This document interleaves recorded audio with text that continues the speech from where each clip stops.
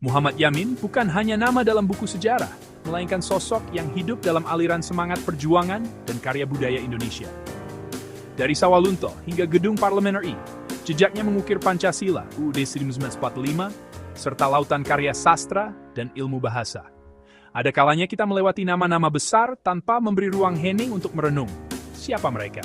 Dan apa makna mereka untuk bangsa ini? Muhammad Yamin adalah salah satu tokoh di balik layar kemerdekaan dan kebangkitan budaya Indonesia yang patut mendapat sorotan lebih dari sekadar sebaris catatan.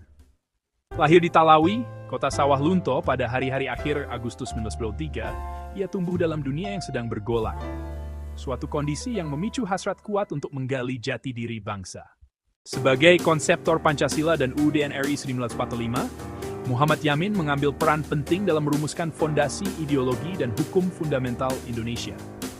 Proses mengharmoniskan nilai-nilai budaya, politik, dan sosial yang beragam demi tujuan bersama tidaklah mudah. Ia adalah salah satu arsitek yang merancang bangunan besar bernama Indonesia, bukan dengan cetakan cetar membahana, melainkan dengan kalimat-kalimat penuh pertimbangan dan hikmat. Namun, Muhammad Yamin bukan hanya seorang politikus dan negarawan. Ia adalah penjelajah sejarah dan penggalian kebudayaan yang tidak kenal lelah. Ia menyusuri lorong masa silam Nusantara, menulis dan menghidupkan kembali cerita-cerita yang hampir terlupakan. Bagi dirinya, bahasa adalah alat untuk mengingat, bukan sekadar sarana komunikasi.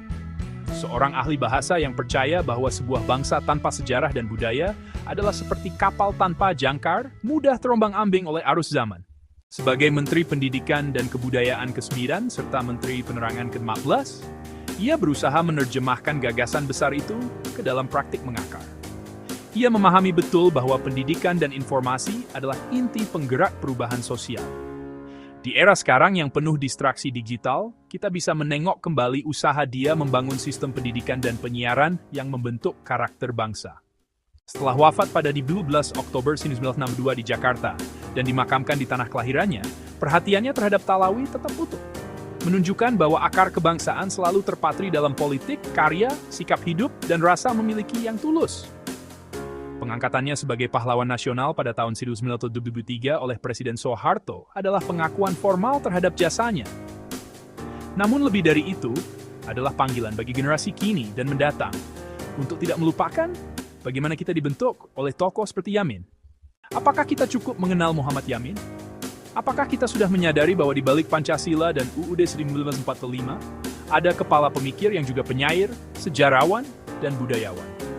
Dalam dunia yang sering merayakan figur dengan kilauan popularitas, karya dan kontribusi Yamin mengingat